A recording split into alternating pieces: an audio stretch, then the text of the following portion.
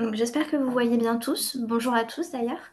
Et puis donc, comme Guillaume vient de le dire, je vais vous parler d'un arbuste invasif aujourd'hui, du rhododendron pontique.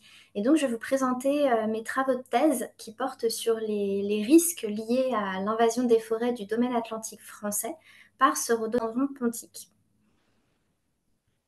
Donc, comme vous le savez certainement, on traverse actuellement une sixième crise d'extinction de la biodiversité et cette crise est caractérisée par son origine anthropique. Et parmi les facteurs responsables de l'extinction des espèces, on peut citer la surexploitation, la perte d'habitat ou encore les espèces invasives. Et ces espèces invasives, elles peuvent avoir des impacts environnementaux, mais aussi sanitaires et économiques. Et donc la gestion peut être utilisée pour essayer de limiter la propagation de ces espèces et les impacts associés, mais elle est souvent difficile, coûteuse et aussi elle est contrainte par les connaissances que nous avons finalement.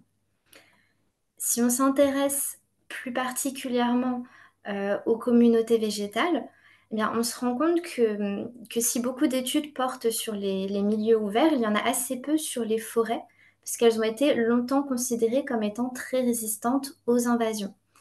Mais si les invasions peuvent être lentes en forêt, par rapport aux habitats ouverts et perturbés en tout cas, elles peuvent avoir des conséquences importantes à long terme. Simplement, elles sont difficiles à observer. Par ailleurs, actuellement, nous sommes en contexte de changement climatique et ce changement climatique peut avoir des impacts considérables sur la dynamique des forêts. Il va augmenter le stress des plantes, les perturbations de l'écosystème et du coup, il va pouvoir créer des fenêtres d'opportunité pour l'établissement et la propagation d'invasives ligneuses, comme vous en avez quelques exemples ici, pardon. Donc, par exemple, le cerisier tardif, le robinier ou encore le rhododendron pontique. Alors, toutefois, le milieu forestier a une contrainte importante, c'est la faible luminosité pour ces espèces. Et donc, en réponse à cette contrainte, les invasives ligneuses vont mettre en place deux types de stratégies différentes. On va avoir une stratégie plutôt d'espèces de trouées, les Gape Invaders, qui vont croître rapidement lors d'une perturbation et bloquer ensuite la croissance des autres espèces. Et on va avoir une deuxième stratégie, celle des Shade Tolerant Invaders, donc des espèces tolérantes à l'ombre qui vont, elles, posséder une physiologie adaptée à de faibles luminosités.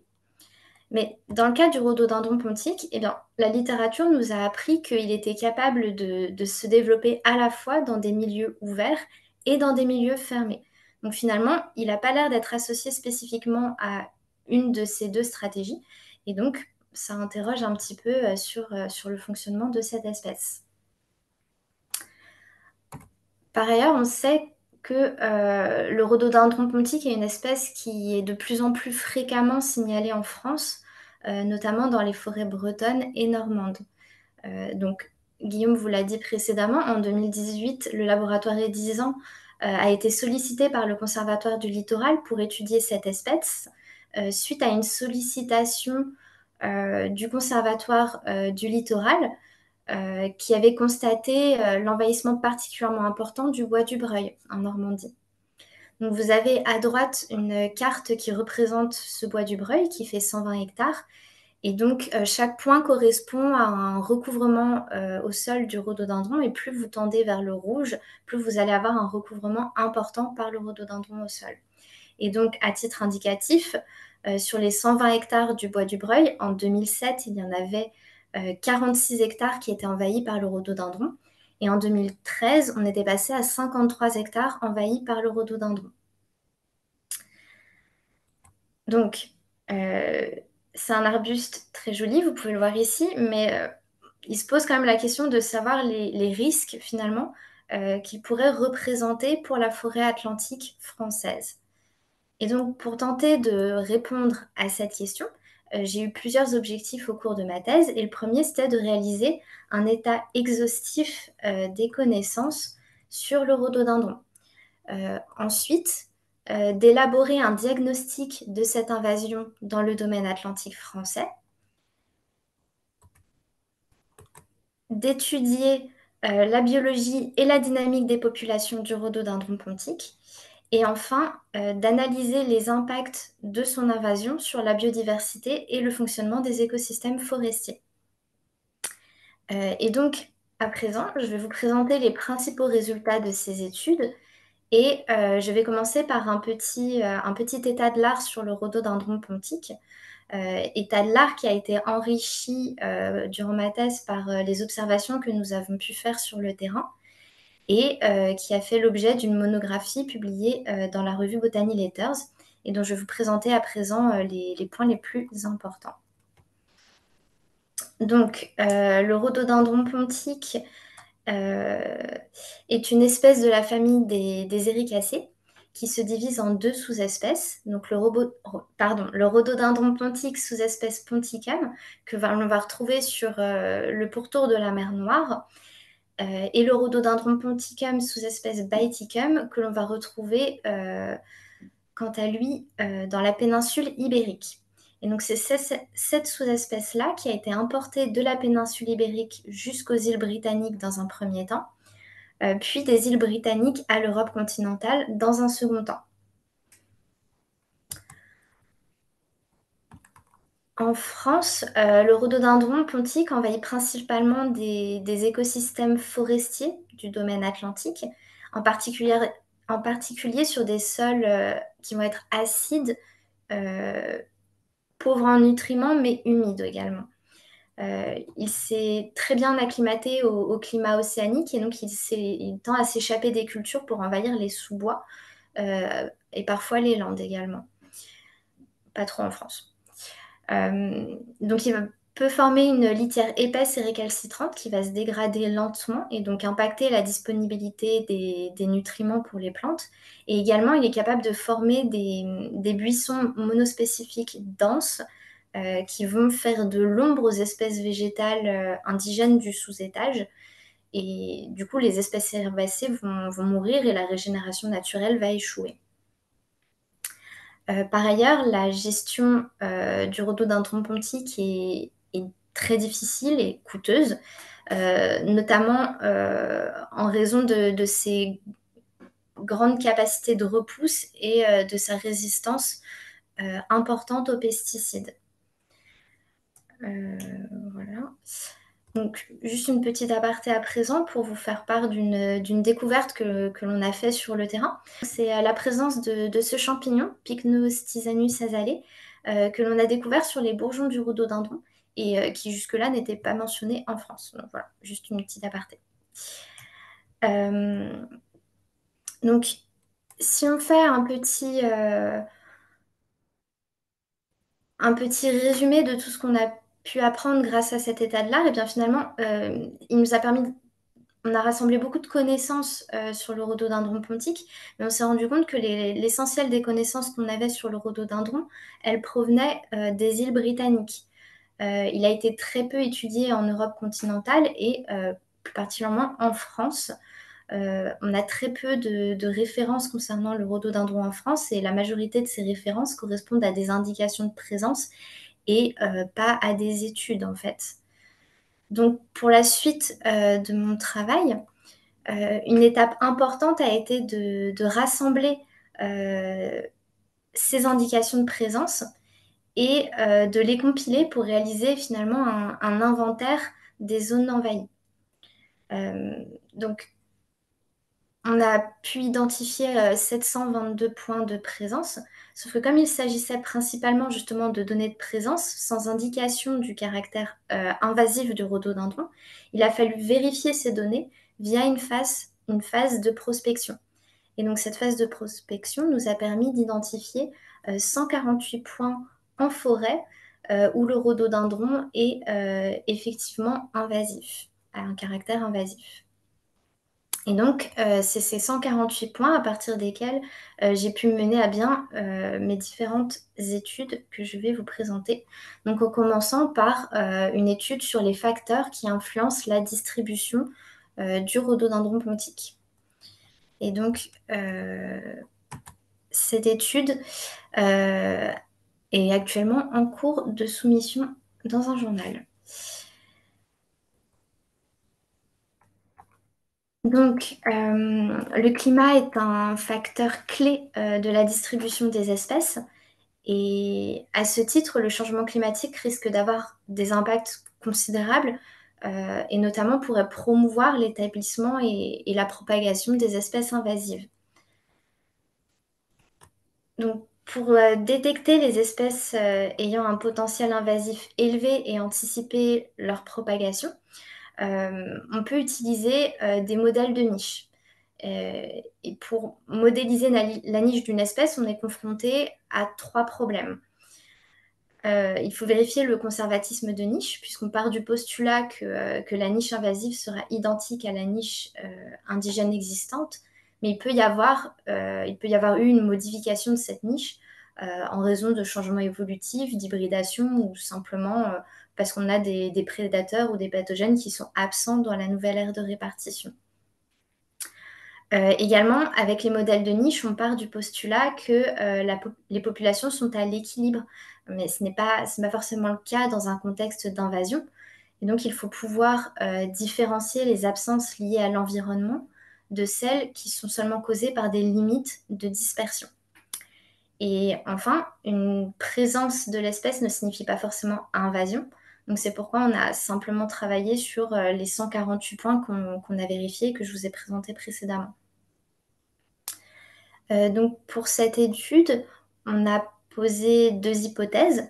Tout d'abord que la répartition actuelle des populations envahissantes de rhododendrons en France est mieux prédite par la niche écologique de l'espèce dans l'aire de répartition historiquement envahie, donc c'est-à-dire dans les îles britanniques, que dans l'aire de répartition indigène, c'est-à-dire dans la péninsule ibérique. Deuxième hypothèse, que dans le contexte de changement climatique, l'aire de répartition du rhododendron pontique va se contracter en réponse aux sécheresses estivales répétées, puisqu'on sait que le rhododendron est sensible à cette sécheresse estivale. Donc pour tenter de répondre à ces hypothèses, dans un premier temps, on a projeté l'espace climatique de la péninsule ibérique et des îles britanniques dans l'espace géographique français. Et on a ainsi réalisé des cartes de concordance climatique. Dans un second temps, on a modélisé la probabilité d'invasion actuelle et future à l'aide de modèles de niche.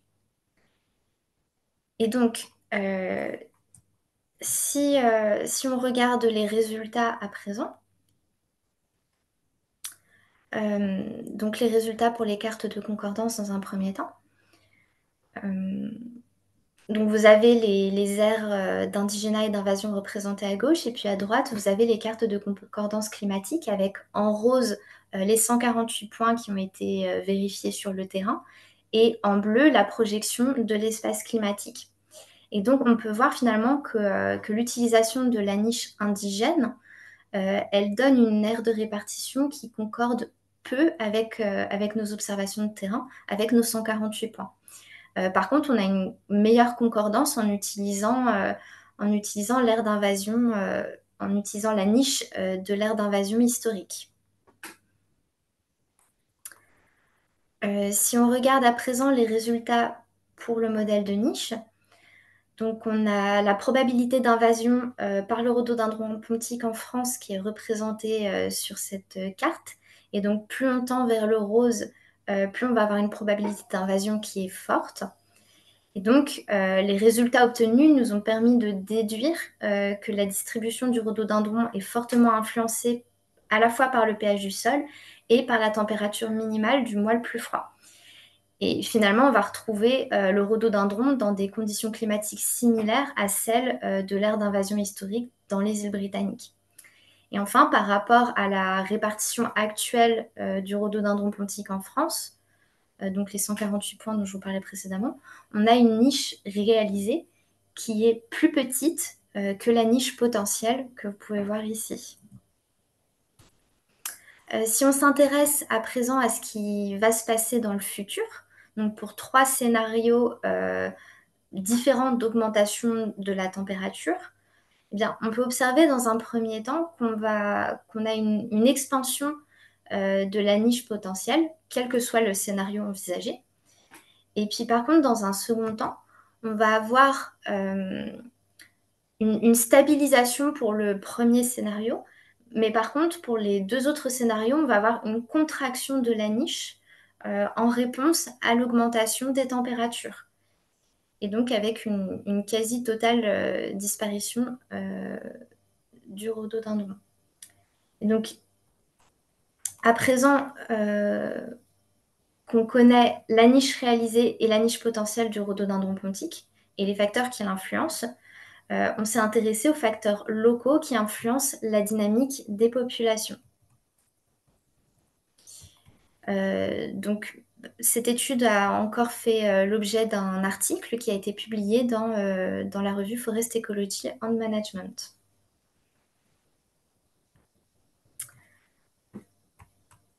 Donc, les changements dans la composition des forêts et le réassemblage des communautés ne sont pas des processus aléatoires. Les espèces présentent des traits d'histoire de vie qui sont filtrés par les conditions environnementales. Et dans un contexte de changement climatique, on va avoir une possible modification de ces conditions et donc de nouvelles conditions qui peuvent sélectionner des espèces ayant des tolérances écologiques communes, ce qui va augmenter la convergence des traits au sein des communautés. Et donc finalement, ça va impacter à la fois la composition et la structure de la végétation. C'est ce qu'on peut observer dans le cas de la laurophilisation des forêts, par exemple. Autre cas, si on a si on a une faible diversité de traits fonctionnels, on va avoir peu d'espèces qui seront adaptées aux nouvelles conditions environnementales. Et donc, on va avoir des niches vides qui peuvent devenir disponibles pour des espèces végétales exotiques. Donc, ça, c'est le raisonnement qui sous-tend l'hypothèse de la préadaptation, qui explique le succès de l'invasion de certaines espèces végétales exotiques. Les espèces préadaptées vont en fait avoir un avantage compétitif sur les espèces indigènes parce qu'elles ont été exposées plus longtemps au cours de leur évolution et donc finalement qu'elles sont mieux adaptées euh, aux nouvelles conditions environnementales. Ou simplement, elles peuvent remplir une niche écologique vide. Et les forêts ont pendant longtemps été considérées comme résistantes aux invasions, mais le nombre d'invasions réussies par des espèces tolérantes à l'ombre introduites dans des forêts euh, est particulièrement élevé en fait. Donc il a été proposé que le succès de ces envahisseurs forestiers était lié à une combinaison d'une forte capacité de colonisation avec un potentiel de croissance rapide et une survie élevée sous une faible luminosité. Et donc, sachant cela, pour notre étude, nous, on a posé les hypothèses suivantes. Donc, que si le rhododendron pontique était un super envahisseur, alors il présenterait une capacité de colonisation et de croissance élevée indépendamment des conditions lumineuses. Et que finalement, s'il est préadapté aux nouvelles conditions climatiques, alors la dynamique envahissante sera synchronisée entre les populations. Et donc, pour tenter de vérifier ces hypothèses, donc pour 31 sites, nous avons étudié la relation entre l'âge et le diamètre des rhododendrons, donc en échantillonnant des individus de différentes places de diamètre. On a analysé la structure des populations, donc en relevant plusieurs paramètres, en étudiant aussi différentes variables environnementales pour pouvoir faire le lien avec, et puis par le comptage des tiges de rhododendron sur 100 mètres carrés. Et enfin, on s'est intéressé à l'étude de la reproduction sexuée du rhododendron pontique. Si on regarde les résultats à présent, dans un premier temps pour la relation entre l'âge et le diamètre du rhododendron, donc en abscisse, vous avez le nombre de cernes donc pour avoir l'âge finalement du rhododendron, et en ordonnée le diamètre des troncs. Donc vous avez des individus ici qui ont entre 1 et 120 ans et on a pu déterminer donc une relation forte entre l'âge et le diamètre des rhododendrons avec une croissance radiale continue, donc qui tend à indiquer finalement des conditions non limitantes pour la croissance du rhododendron dans nos forêts. Et cette relation forte nous a aussi permis de connaître directement l'âge du rhododendron sur le terrain, simplement à partir de la mesure du diamètre, ce qui est quand même assez pratique. Si on s'intéresse à présent à l'augmentation du BAI, c'est-à-dire à l'accroissement du diamètre des rhododendrons en fonction du temps, eh bien, tout d'abord, on peut observer une stabilité de ce BAI jusque dans les années 90 à peu près. Et puis ensuite, on a une augmentation qui va coïncider avec l'accélération du réchauffement climatique. Dans un second temps, si on compare la courbe en bleu-vert, qui correspond aux individus à l'ombre, avec la courbe en rose qui correspond à des individus à la lumière, on constate qu'on va avoir des variations interannuelles qui vont être moins importantes à l'ombre, et donc qu'on a le microclimat forestier qui va finalement protéger le rhododendron. Si on regarde à présent la répartition des troncs de rhododendron en fonction des différentes classes de diamètre, on peut observer qu'on a très peu d'individus très jeunes et d'individus très vieux. Par contre, on a une densité importante d'individus qui vont avoir autour de 30 ans et donc qui se sont établis dans les années 90, ce qui correspond finalement à ce que je vous disais précédemment.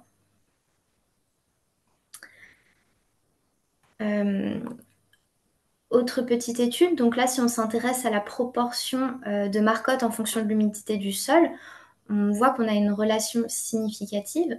Et par ailleurs, on a pu voir sur le terrain qu'on trouvait toujours le rhododendron sur des sols qui étaient acides. Donc finalement, ces informations correspondent bien aux données de la littérature. On va avoir un rhododendron qui est présent sur des sols acides et humides.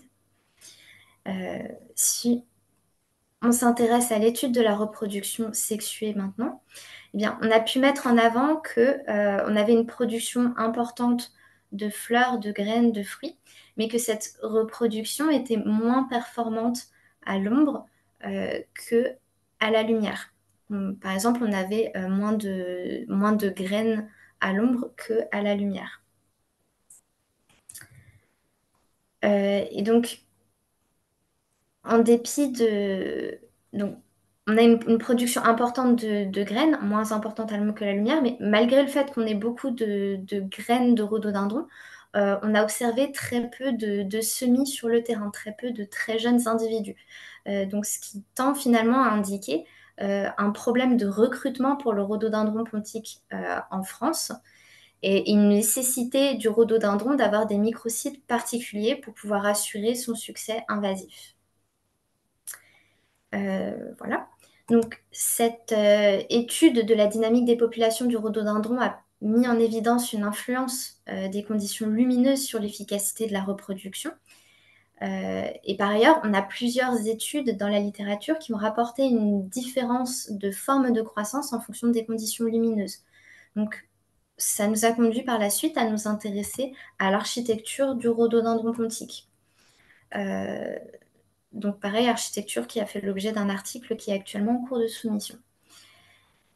Et donc, la littérature et nos recherches ont permis de mettre en évidence certains traits du rhododendron, des traits qui sont généralement associés avec le caractère envahissant des plantes, comme par exemple la fécondité élevée, la grande satiature, etc.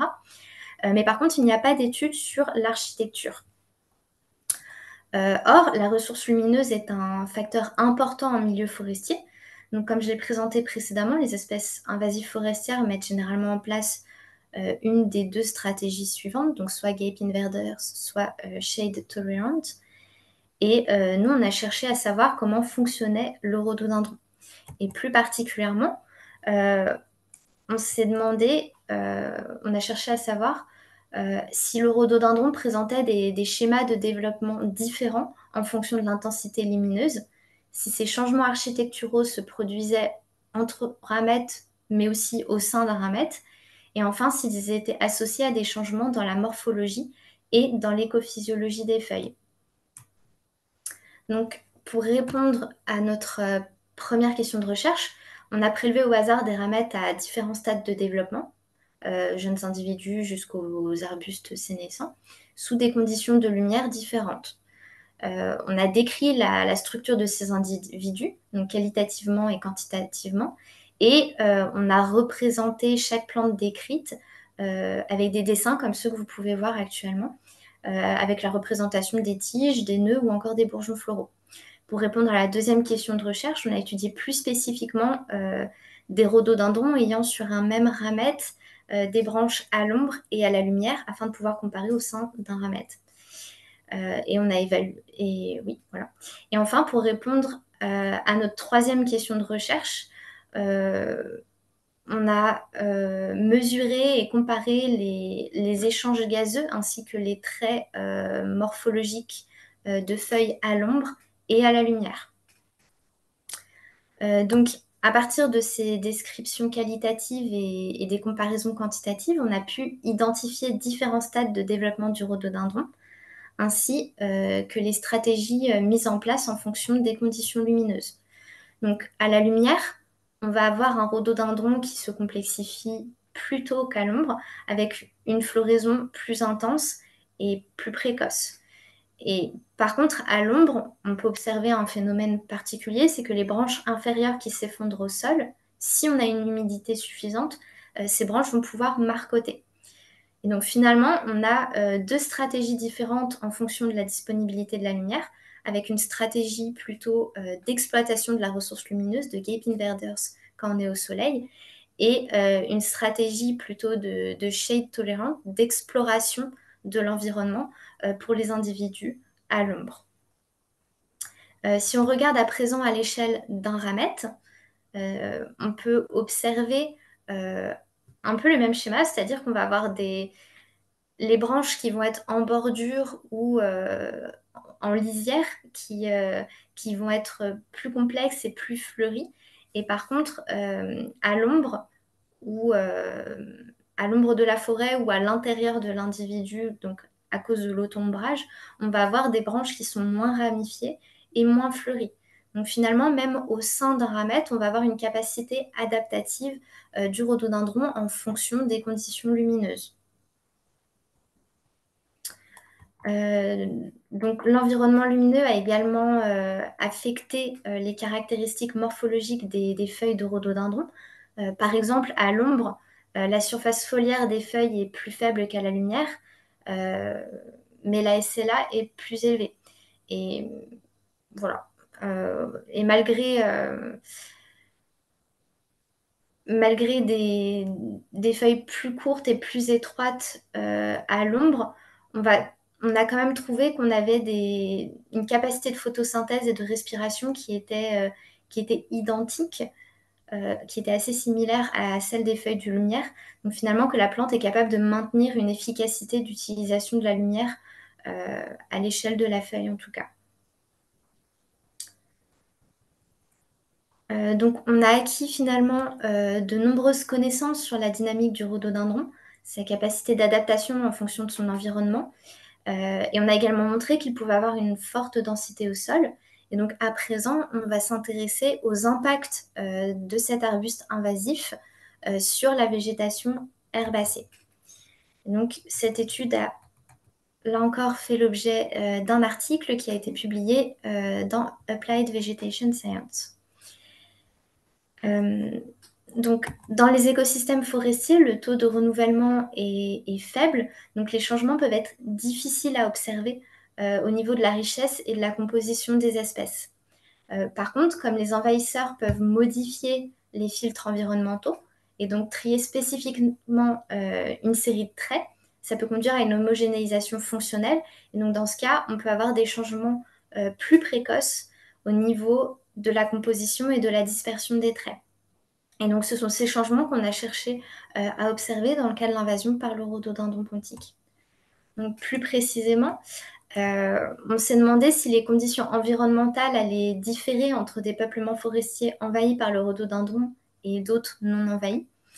S'il y avait des différences dans la diversité taxonomique et fonctionnelle des espèces de la strate herbacée, et si les changements de végétation pouvaient être expliqués par le tri de certains traits du cycle de vie, par des changements environnementaux induits par le rhododendron.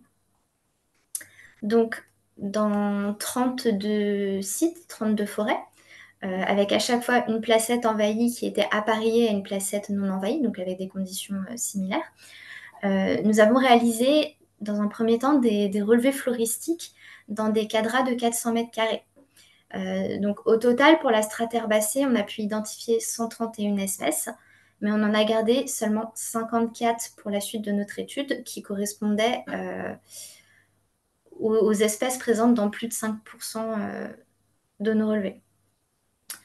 Pour caractériser la diversité végétale au sein de chaque strate de végétation, on a calculé la richesse spécifique, indice de Shannon, équitabilité pied-loup et également la diversité de Simpson. Et puis, oui, c'est ça. Donc en même temps, on a réalisé sur ces 32 sites, on a enregistré différentes variables environnementales, donc des variables liées au sol, au peuplement forestier, au climat et à l'invasion, par exemple le pH, l'épaisseur de la litière, etc. Et donc finalement, on a mesuré 41 variables environnementales. Et également, pour les 54 espèces présentes dans plus de 5% des parcelles, on a sélectionné un ensemble de 12 traits qui sont associés aux défis fondamentaux auxquels sont confrontées les plantes, donc la dispersion, l'établissement et la persistance. Et donc, à partir de ces 12 traits, on a calculé différentes mesures de diversité fonctionnelle, donc comme la richesse fonctionnelle, la diversité ou encore l'entropie quadratique de Rao, par exemple. Donc, dans un premier temps, on a comparé toutes nos variables entre placettes envahies et non envahies. Et pour celles qui présentaient une différence significative entre envahies et non envahies, on a regardé dans un second temps si elles avaient une relation significative avec le taux d'invasion par le rhododendron, donc en utilisant des analyses de corrélation et de régression. Et donc, dans les parcelles envahies, les diversités taxonomiques et fonctionnelles ont diminué à mesure que la couverture de rhododendron augmentait. Dans le même temps, on a observé que la dissimilarité des espèces entre peuplement envahi et peuplement non envahi avait augmenté aussi avec la couverture de rhododendron. Donc un effet qui s'explique ici par une imbrication accrue sans changement dans le renouvellement des espèces. Donc en fait, on a une perte d'espèces on a une perte d'espèces qui est associée à la perte de certains traits, mais sans avoir une convergence fonctionnelle claire entre les espèces des communautés envahies. Et donc, enfin, pour étudier la relation entre les traits d'histoire de vie, les espèces floristiques de la strate herbacée, les variables environnementales et l'invasion par le rhododendron pontique, on a réalisé une analyse multivariée RLQ qui permet de croiser une matrice environnement-site avec une matrice espèce-trait en utilisant une troisième matrice espèce-site. Donc, si on regarde les résultats de cette analyse RLQ, eh bien, on a ici, pour les variables environnementales, on a un premier axe qui va classer les parcelles en fonction de la structure de la forêt, avec d'un côté une structure forestière élevée associée à une diminution de la surface terrière et de la disponibilité de la lumière au sol, et de l'autre une structure plus en taillis.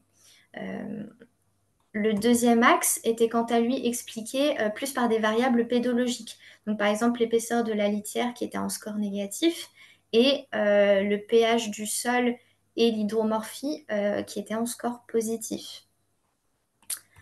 Donc la lumière est dans une moindre mesure les propriétés du sol.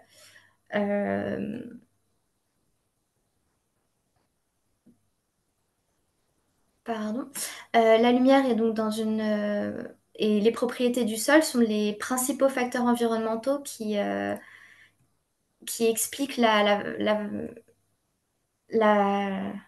variation des caractères entre les parcelles. Et ce sont des facteurs qui vont covarier avec la couverture du rhododendron. Donc vous avez le facteur correspondant à l'invasion du rhododendron qui est entouré en rose ici. Et donc... L'invasion ne va pas être le facteur qui va principalement expliquer les assemblages d'espèces et de traits ici. Mais par contre, on va avoir des conditions environnementales euh, pour les parcelles envahies qui vont être similaires à ce qui était indiqué par la littérature. Si on regarde à présent les espèces qui sont associées à l'invasion par le rhododendron pontique, on voit qu'on a principalement des jeunes arbres et arbustes qui sont associés à l'invasion, mais que par contre, les graminoïdes et dans une moindre mesure les fougères sont en corrélation négative avec le recouvrement par le rhododendron pontique.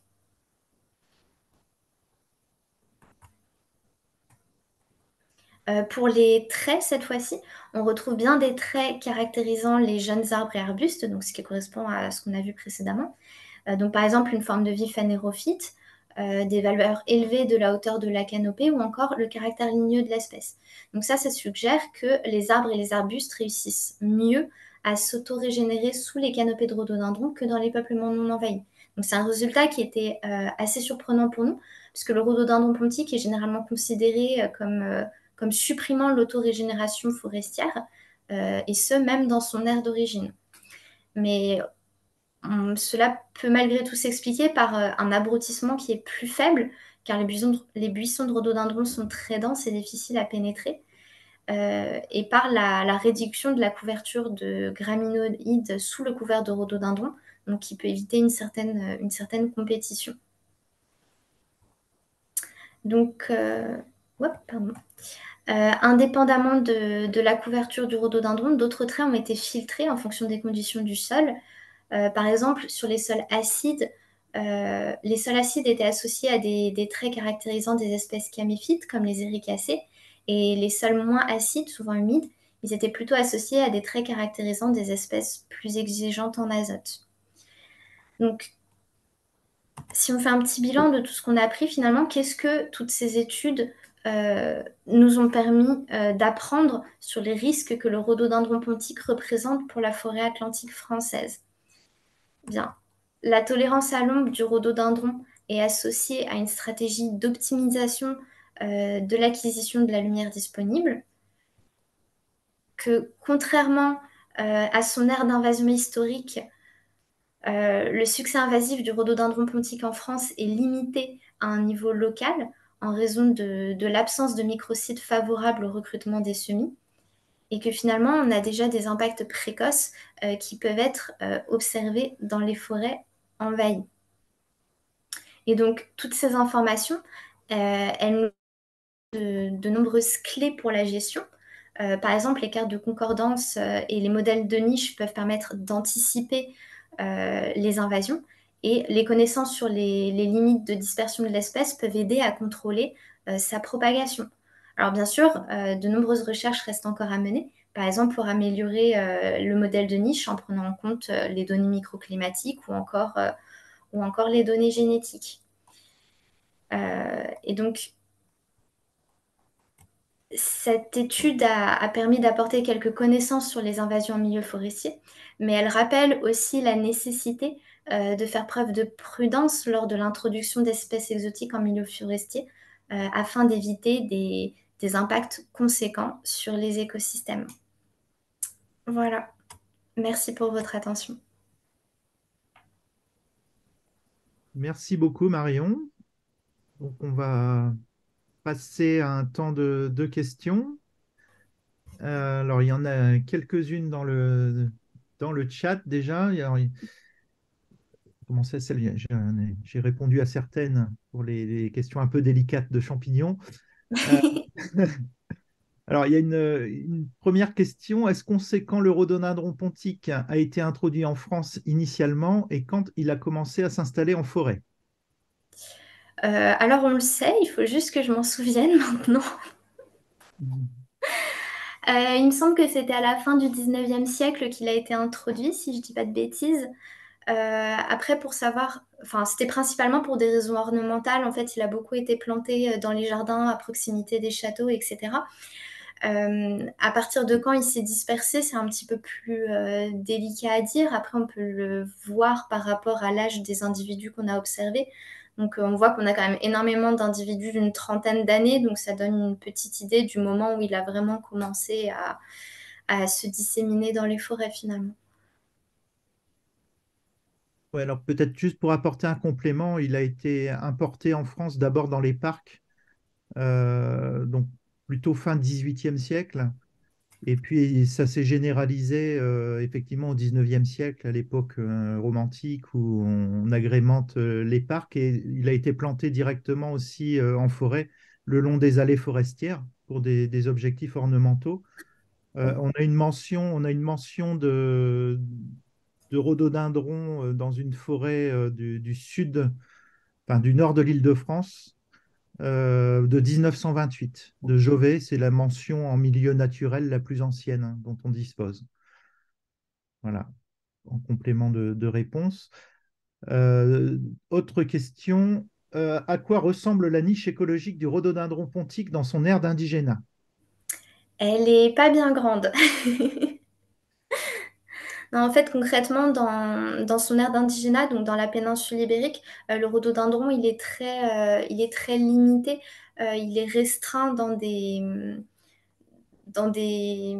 fonds de vallons humides, principalement. Euh, donc, je ne sais pas si vous vous souvenez, mais sinon je peux le remettre peut-être. Euh,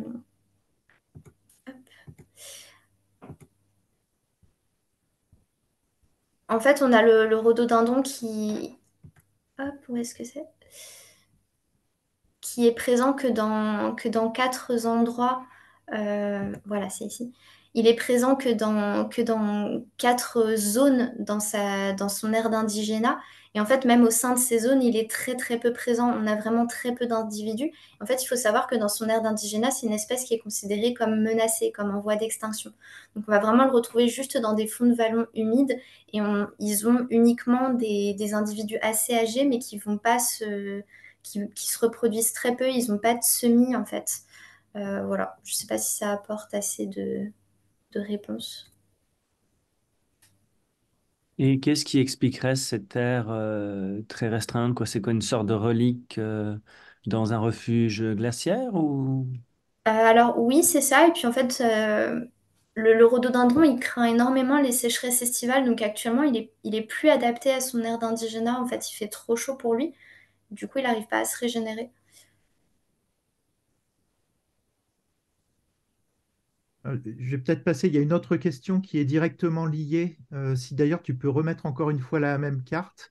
Oui. C'est comment explique-t-on la distribution disjointe des deux sous-espèces? Alors, je peux peut-être répondre parce que ça sort du cadre de la thèse.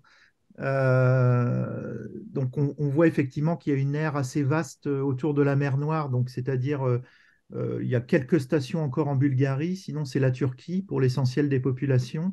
Et puis après, ça va en Géorgie, en Russie, jusqu'à la région de Solchi, comme on le voit sur la carte. Et puis, donc, il y a ces populations disjointes de la péninsule ibérique et on voit des données fossiles par les croix noires là, qui sont au centre de la carte. D'après les données paléobotaniques, c'est une espèce qui avait une ère continue à l'ère tertiaire. Hein, donc, c'est comme beaucoup d'espèces sempervivantes, elles ont leur optimum à l'ère tertiaire. Et on avait probablement à cette époque-là une ère continue depuis la péninsule ibérique jusque l'extrémité orientale actuelle. Et donc, cette ère est devenue disjointe après, au cours du Quaternaire. On voit aussi une population relictuelle au Liban, euh, qui est, euh, qui est aussi de la sous-espèce Ponticum, mais une variété particulière, la variété Brachycarpum, qui a des caractères. Donc, c'est une population qui s'est retrouvée isolée également et qui a continué à évoluer de son côté. Donc, ce qui fait qu'on a finalement trois types de populations, donc deux sous-espèces et une variété au sein d'une sous-espèce qui ont évolué de manière isolée par rapport à l'ère initiale, à l'ère tertiaire. Euh, voilà pour la population disjointe. Je ne sais pas si ça répond à la question. Si oui, je passe à la question suivante. Quelles seraient les conditions favorables au recrutement dans les microsites? Donc, en fait, quelle est la nature des microsites où l'espèce recrute de manière efficace? Oui, c'était ça. Merci, Guillaume. Pour le coup, en fait, ça va être principalement des tapis de mousse qui vont permettre aux semis d'avoir une certaine humidité et qui vont du coup les protéger de la sécheresse estivale. On va aussi retrouver des souches, des souches mortes, en fait. Mais oui, principalement des tapis de mousse, en fait. Donc du coup, c'est des microsites qu'on va énormément pouvoir retrouver dans l'aire d'invasion historique. Donc par exemple, en Irlande, il y a beaucoup de rhododendrons, mais ça a été associé au fait qu'on avait probablement des microsites très adaptés chez eux. Et chez nous, à contrario, on n'a pas trop ce type de microsites. Et par contre, on a effectivement pu observer sur le terrain que quand on avait des semis de rhododendrons, eh ben, c'était sur soit des souches mortes, soit sur des tapis de mousse. Et du coup, il n'y a pas de question de besoin de mycorhizes ou de choses comme ça particulièrement. Les mycorhizes existent chez les éricacées. Après, nous, on n'a pas étudié ça au cours de ma thèse. Euh, Mais c'est précisément une des études qu'on espère pouvoir mener. Alors, question suivante. Le champignon observé a-t-il un rôle, ça doit être de l'imitation de la population? C'est le champignon parasite, je pense. Oui, c'est Oui, ça, oui. de l'imitation, oui. Du coup, on soupçonne en fait qu'il va empêcher les bourgeons floraux d'éclore, de devenir des fruits, puis de produire des graines. Donc, à ce titre-là, oui, ça pourrait avoir un rôle de limitation. Mais bon, étant donné que le rhododendron ne se reproduit pas particulièrement par voie sexuée en France, euh, ça reste assez restreint comme rôle de limitation à l'heure actuelle. Et puis surtout, on l'a observé pour l'instant dans très peu d'endroits en fait.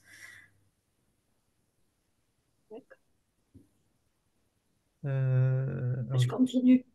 oui, J'ai mal tapé encore. Euh, L'autre question, c'était par rapport à la dispersion des sites de présence. Euh, et est-ce que vous avez lancé une alerte par rapport, je sais pas, au conservatoire ou autre, pour surveiller cette dispersion? Alors pour la surveiller, euh, on avait contacté à l'époque les conservatoires botaniques, donc Île-de-France, Bayeul et puis Bretagne. On avait contacté l'ONF aussi qui avait transmis notre requête sur, enfin notre recherche du rhododendron. Après, je ne crois pas qu'on avait expressément demandé à ce qu'il y ait une surveillance qui continue. Euh, mais en tout Parce cas, que ils sont. les conservatoires ont comment dire, une section sur les espèces invasives qui... Alors, oui, mais en fait, le problème, c'est que le statut du rhododendron est encore un peu compliqué en France.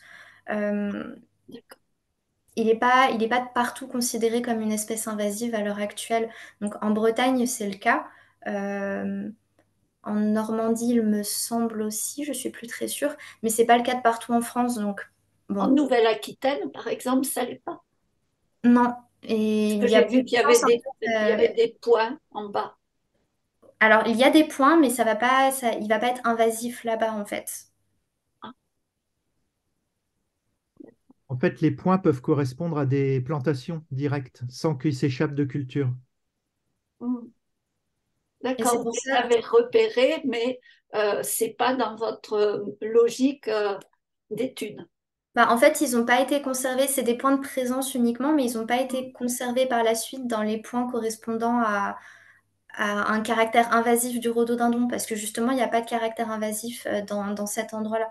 Donc, on a vraiment gardé que nos 148 points où il y avait un caractère invasif. Et en fait, on s'est rendu compte que ce caractère invasif, il se limitait actuellement à la partie la plus océanique de la France. D'accord, merci. Et il y avait encore une question sur quels sont les pollinisateurs et y a-t-il une spécialisation des espèces? Alors, j'ai une collègue qui travaille tout à fait là-dessus. Papillons, mouches, enfin bon, quoi. C'est plutôt des abeilles. Abeilles. Ouais, plutôt des abeilles. Alors précisément, je ne saurais pas trop en dire plus parce que c'est vraiment pas mon domaine. Mais oui, c'est plutôt des abeilles. Après, je crois pas qu'il y en ait de très spécifiques pour le rhododendron. Et abeilles et bourdons. Oui, abeilles et Abeilles bourdons. bourdons, mais qui correspondent donc aux zones du nord-ouest de la France.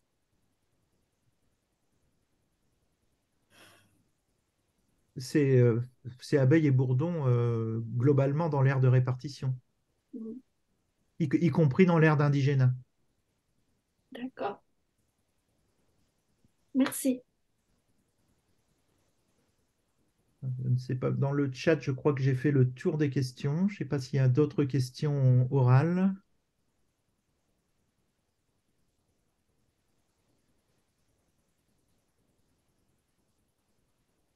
Non. Si, je Oui, crois ah, qu'il y en a si. une. Pierre-Antoine. Oui, donc j'ai peut-être raté l'info tout à l'heure, je suis désolé. Comment est-ce qu'il est dispersé, le rhododendron? Alors en fait, il peut être dispersé soit par reproduction sexuelle, donc via les graines tout simplement, et sinon il peut aussi se disperser par reproduction végétative. En fait, il a la capacité à marcoter pour peu que le sol soit suffisamment humide. Et en France, c'est principalement par marcotage qui semble se disperser à l'heure actuelle. D'accord, donc il y a pas de quelque chose qui mange les graines ou les transporte ou quelque chose comme ça, quoi. Les graines tombent là où elles sont quand il y en a et c'est tout. En fait, le transport se fait principalement par le vent. Les graines Oh, sont très très petites. d'accord. Vraiment, elles sont minuscules et donc elles vont être transportées par le vent. Et selon les études, on estime que le vent peut les emmener jusqu'à, pour les études les plus optimistes, on va dire, jusqu'à 1 kilomètre à peu près. Oh, d'accord. Merci.